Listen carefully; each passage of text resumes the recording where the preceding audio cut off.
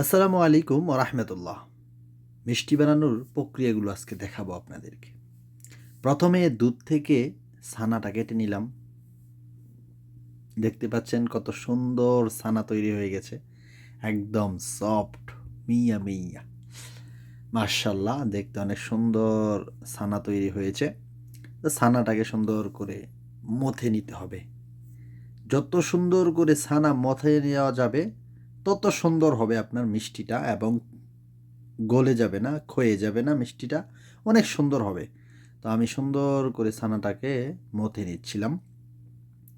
তো দেখতেই পাচ্ছেন একবারে মানে মিহিমভাবে সুন্দর করে, সাথে একটু গুঁড়ো দুধ মিশাইছিলাম। গুঁড়ো দুধ, তারপরে একটুনি আটাও দিয়েছিলাম।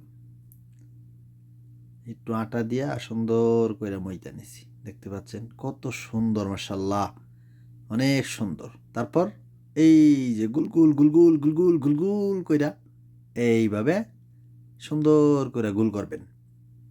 দেখা যাচ্ছে আমাকে? তবে হিম্মত রাখতে হবে। ঠিক আছে? ভয় পাওয়া যাবে না। আমি এটা ফার্স্ট টাইম চেষ্টা করছি এটা। দেখতে পাচ্ছেন কত সুন্দর করে গুল করবেন যেন কোনো স্পট না থাকে। সুন্দর করে গুল করে বানাইবেন, দেখবেন যে কিচ্ছু হবে না। দেখতেই পাচ্ছেন সুন্দর করে, কত সুন্দর করে আমি বানাইতেছি গুল করে।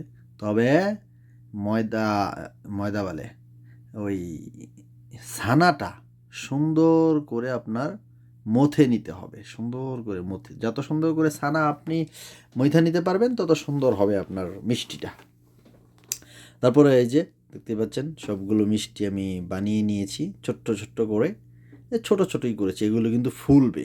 এখন যেহেতু কালো জাম বানাবো তার জন্য একটু কড়াইতে ভাজতেছিলাম, দেখতেন কি অবস্থা, ফুলে গেছে সব। তখন আসলে ডুবা তেলে ভাজলে এটা অনেক সুন্দর হয়, আমার ভুল ছিল। ডুবা তেলে ভাজবে তাহলে সুন্দর করে ফুলবে মিষ্টি। আমি হালকা তেলে ভাজছিলাম, তার জন্য সমস্যা হয়ে গেছিল। তো এটা যে যে এরকম কালার করতে চায় আপনি একেবারেই উম, কালো কালারই করতে পারবেন। এদিকে শিরাটা একটু জাল দিচ্ছিলাম। তো এদিকে দেখতে পাচ্ছেন যে প্রায় হয়ে যাচ্ছে। তো কালার একেবারে কালো করতে পারবেন বা আপনার মন মতন কালার, এটা আপনার ব্যক্তিগত। তো দেখতে পাচ্ছেন যে এইদিকে চিনি শিরাতে দিয়ে দেওয়া হয়েছে সুন্দর করে চিনি শিরা। তো চিনি শিরা একটু জাল দেবেন, সুন্দর করে জাল দিলে এটা ভালো করে ফুলবে এবং ভিতরে চিনি শিরা যাইবে। দেখতে পাচ্ছেন এখন কি সুন্দর ডাকনাটাই, মাশাল্লাহ মাশাল্লাহ মাশাল্লাহ। দেখছেন কি অবস্থা? তো আমার কড়াই ছোট থাকার কারণে এতটা ইয়া হয় নাই। তবে ভিডিওটা ভালো লাগলে শেয়ার করবেন এবং লাইক কমেন্ট করতে ভুলবেন না কিন্তু। দেখতে পাচ্ছেন কত সুন্দর, এবার আপনাদেরকে খেয়ে দেখাবো। সুন্দর দেখতে না হলেও এটা স্বাস্থ্যকর এবং এত মজা। বিসমিল্লাহ। দেখছেন মিষ্টি ভিতরে, হ্যাঁ একবারে নরম তুলতুল।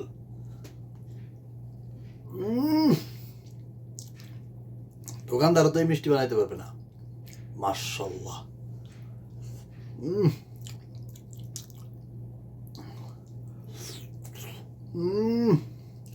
দোকানদারের মিষ্টি বানাইতে পারবে না।